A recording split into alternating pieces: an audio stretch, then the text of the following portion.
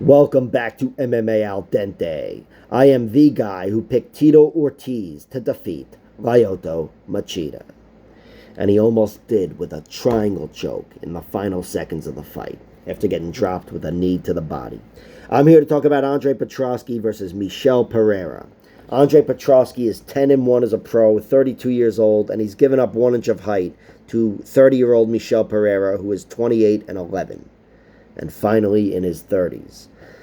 Michel Pereira, he was scheduled to fight Marc-Andre Barrios. So Petroski's taking this fight on pretty short notice. And that bodes well for Petroski. I don't think that bodes well for him in this fight, but it bodes well for his confidence and his gas tank. Because coming off The Ultimate Fighter, he said that. He vocalized that thought, that he had doubt in his own cardio. He has suffered 2 losses. One is a professional, one is an exhibitionist against Brian Battle. I don't want to make him sound like some fucking nudist or something, but that was in an exhibition fight on The Ultimate Fighter. He lost both fights in round 2. TKO'd by Aaron Jeffrey and submitted with a ninja choke by Brian Battle. He was caught fatiguing from his own dominance. He was a victim to his own dominance. Wasn't able to put these guys away, and even though he was bullying them, and they're both good fighters, and they were able to put him away. And he said that coming into the UFC, that he wanted to get over that hump and be able to fight after the 8-minute mark, which is something I'd like to hear Conor McGregor say. I know Conor's gone, whatever. He won round 4 against Nate. I'll give him that. But Petroski, to take this fight on short notice means he's alleviated some of his own concerns. And we've seen that in the UFC. He got 2 consecutive third-round finishes to win his first 2 fights, which was just a great statement to make, even if the competition wasn't so great. You know, fucking Michael Gilmore. But still good for him to get 2 third-round finishes. And then we've seen him tested and winning decisions against Gerald Meerschaert and Wellington Turman. Even though I thought Meerschaert was starting to do better in the end, Petroski still cleanly won that fight, in my opinion. It was a split decision, but whatever. And Wellington Turman, he beat by decision as well. And that was a fight that really surprised me, because I thought he wasn't fighting his fight in round 1 and wasn't going to be able to in rounds 2 and 3, but he took over. So Petroski has looked good, and he's alleviated some of those concerns. But here he's fighting a guy, Michel Pereira, who is coming up from welterweight, but still you would think would be in good condition, not having to cut weight. And Petroski is taking this fight on short notice, which could definitely cost him here. You know, if he finds himself in a tough fight and it gets to be that 8-minute mark or whatever, I'm not saying he's going to completely fall apart, but I think this could work against him, no doubt about it, you know. A guy that really the only weakness he's shown. He's been submitted once and knocked out once, you know, TKO with knees and punches to Aaron Jeffrey. So you could say he's shown a few weaknesses there, technically, but both of those losses were mostly attributable to cardio. That was the reason for the loss.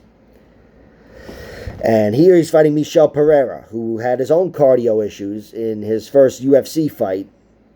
His second UFC fight, I think. Whatever, his first UFC loss against Tristan Connolly. That's just a famous fight at this point. Unless you haven't heard of it, then maybe it's not that famous. But Michel Pereira was just the flashy guy, came into the UFC, got a beautiful flying knee over Danny Roberts, which was a great debut, all things considered. And flashy guy, spinning back, flipping, triple Lindy axe kick. That was Michel Pereira, and he was looking great against Tristan Connolly. This guy who took a fight on like 1 day's notice or whatever, moving up like 2 fucking weight classes, fighting this guy who was the next big thing. Not that Pereira was the next big thing. I mean, he already had 10 losses or so coming into the UFC, but he definitely had a good bit of hype because he has such a highlight reel. And he lost that fight with cardio. He looked great in round 1. And even though the fight was close, he kept conceding position to Tristan Connolly, who was slow but steady and was able to take over that fight and win down the stretch. And that was an embarrassing loss for Michel Pereira. And then he came back and had an even more embarrassing loss where he TKO'd, or he illegally kneed Diego Sanchez, and he lost by DQ. But whatever. I'll give him a pass there. And since then, he's on a 5-fight winning streak, I believe, in the UFC, and he's looked really, really good. And he's also alleviated a lot of those cardio concerns by fighting well and winning 4 decisions in those 5 victories. And the one finish he got was still with like 20 seconds left in round 3. That was the submission over Imadaev, which I think was the first win of this 5-fight winning streak. He's looked really good as of late, taking out some really good fighters and not looking bad down the stretch, in half of them anyway. He beat Santiago Ponzinibbio, Andre Fialho, Nico Price, Chaos Williams, and those are all dangerous guys, first and foremost. Every one of those guys can kill you, so they all tested him. But those are all formidable strikers as well. And Michel Pereira proved he was one of the better strikers at welterweight. And then he got a chance to fight for like the title of the best striker at welterweight. And he weighed in at 193 fucking pounds or whatever. And that's why he's got to fight up here at 185 instead of 170. And I don't know exactly how that's going to work for him, but I don't think it's going to affect his cardio.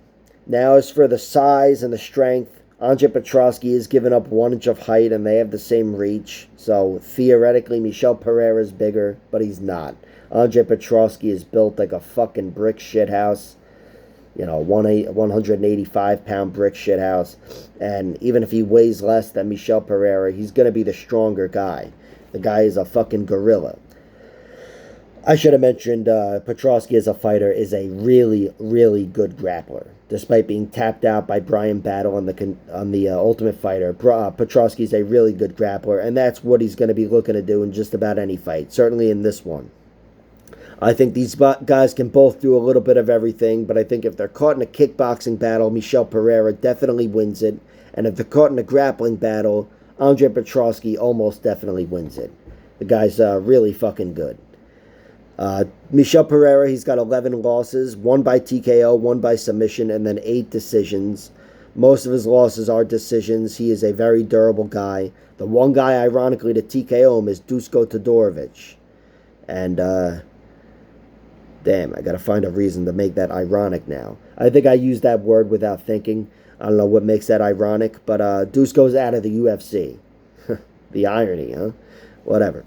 But that's that, and another guy submitted him an armbar in round 2, some Brazilian journeyman or something, I don't know.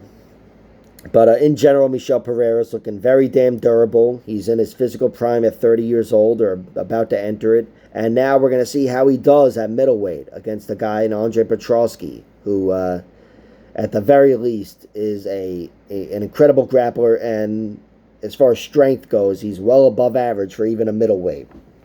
Regardless of size and reach and height and whatever. I think this one is a fight where Michel Pereira is going to win. I think if Andre Petroski doesn't run through him in a round, I'm picking Michel Pereira to win. Even though Petroski's wrestling's looked good down the stretch, Michel Pereira is a guy that has really good movement, really good athleticism, which, will help you even moving up in weight. I think it's really going to help him. And he is a much better striker than Petroski. Petroski has power. I think he hits much harder than a lot of fighters, and certainly Michel Pereira. And he does have that knockdown factor, which, showed itself in the Mearshart fight. Or was that a fart? I don't know. And I think it could show itself in the future. Andre Petroski, he may not be the sharpest technical striker, but he's obviously got power. But I don't think that's going to be there for him too much in this fight. I think he's going to be getting the worst of it on the feet after taking him down and not finding a lot of success there, or finding a little success but not being able to put him away. I think he's not going to be able to take him out down the stretch. Michel Pereira is a guy that's going to have levels 1 and 2 taken care of as far as takedown defense goes with his movement and athleticism, and I think Michel Pereira is going to school him on the feet. So I'm picking Michel Pereira to win this fight. I don't know the odds. I don't know the odds. I hope he's an underdog. I expect the odds to be pretty close for this fight, but I guess I have to see them before I bet on it. But especially if he's an underdog, which I really hope he is, I'm going to be betting on Michel Pereira. He's got a lot going against him on paper, but he's also got a lot going for him. And I think what he has going for him is going to cause more problems for Petroski than vice versa. Michel Pereira is the pick, taking away a lot of the strengths of Petroski, maybe suffering to them early, but overall being able to take him away down the stretch and winning the fight on the feet, not being as much of a standing target as a guy like Gerald Mearshart was, and not being easy to take down as a guy like Wellington Turman is, who he's another tweener, I believe, with 170 and 185. So Michel Pereira is the pick. If I had a gun to my head, I'd say he wins a decision, but a finish down the stretch would not surprise me at all, because again, the only way Petroski's lost either of his fights has been a round 2 finish.